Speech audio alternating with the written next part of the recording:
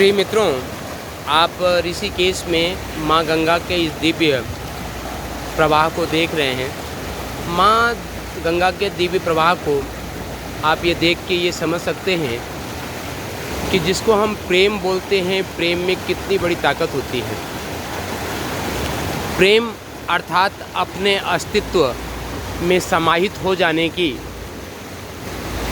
अदम्य अभिप्सा, लिप्सा या आकांक्षा, उत्कंठा कह लें कि जो भी तत्व जहाँ से उत्पन्न होता है वह उसी में समाहित हो जाना चाहता है।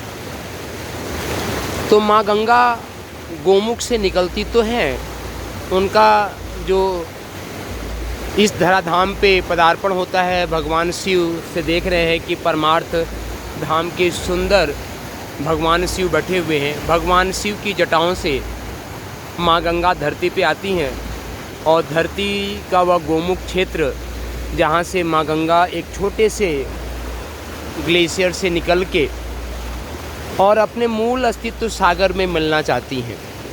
और यह सागर से मिलने की उनकी उत्कंठा, उनकी अभिलाषा का परिणाम ही है कि आप देख रहे हैं कि माँ गंगा में कितना उतंग लहरें उठ रही हैं और क्या इनका दिव्य प्रवाह है। इसी तरीके से एक प्रेमी के हृदय में जब अपने प्रेमास्पद से मिलने की उत्कंठा होती है तो इसी तरीके से वे रास्ते में कितने भी कंटकाकीर्ण मार्ग क्यों न हो, वे अपने प्रेमास्पद से मिलने के लिए इसी तरीके से अनंत प्रवाह की ओर चल पड़ता है। और यही तो अध्यात्म है। आखिर हर जीव की तलाश क्या है, हर जीव जीवन में चाहता क्या है।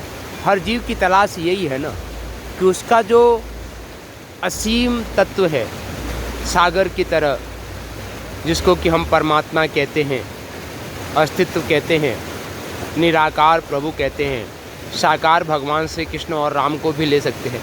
तो उस भगवान श्री कृष्ण, राम और असीम निराकार के दर्शन के लिए एक जीवात्मा भी कहीं इसी तरीके से उसके अंदर भी एक अदम्य साहस हो कि वह अपने प्रेमास्पद को पाने के लिए उसी तरीके से उतंग प्रवाह, एक उल्लास उत्साह के साथ जिस तरीके से माँ की यह अनंत गति है, यदि इसी तरीके से जीवात्मा में भी यह प्रवाह हो तो कहीं पे कोई दो मत नहीं कि उस जीवात्मा को परमात्मा का दर्शन न हो, है ना। आखिर जीवात्मा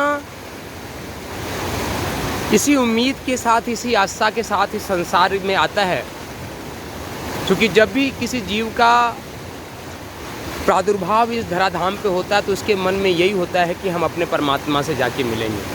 परमात्मा की ओर हम अपनी अदम्य साहस के साथ में, पूरे उत्साह, पूरे संकल्प, पूरे धैर्य और पूरी प्रार्थना के साथ में वह अनवरत गति जब तक कि परमात्मा अपने इष्ट को प्राप्त नहीं कर लेता है, अभी अभिप्सा, उसकी जो प्यास है वह प्यास पूरी तरीके से उसको तृप्त नहीं हो जाती है, तब तक एक अबाध गति, रास्ते में जितना भी विरोध क्यों न आए, उन अवरोधों को तोड़ते हुए, उनको चीरते हुए, जैसे माँ गंगा जाके सागर से मिलती हैं।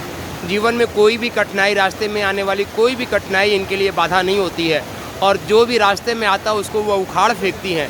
उसी तरीके से यदि हमारे जीवन में माँ गंगा से सीख लेते हुए यदि अनंत उत्साह, उल्लास हमारे जीवन में आ सके तो हमारे जीवन की संकल्पना साकार हो जाए।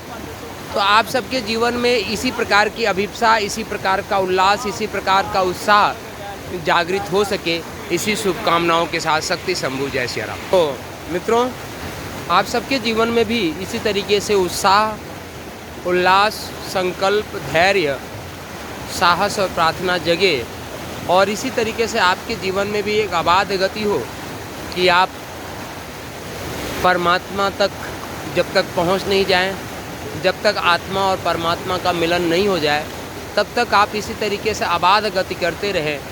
इसी शुभकामनाओं के साथ, इसी मंगल कामनाओं के साथ आपके जीवन में उत्साह बना रहे, आपके जीवन में उत्साह बना रहे, आपके जीवन में सुख, शांति और समृद्धि आए। इसी भावना को लिए हुए, इसी प्रार्थना करते हुए देवादिदेव भगवान महादेव की श्री चरणों में प्रार्थना करता हूँ। मंगल और शुभ हो इसी की कामना रखता हूँ। तो उठो धरा के वीर सपूतों, धरती स्वर्ग बनाना है। उठो धरा के वीर सपूतों, धरती स्वर्ग बनाना है। शक्ति शंभू, जय सिया राम, शक्ति शंभू।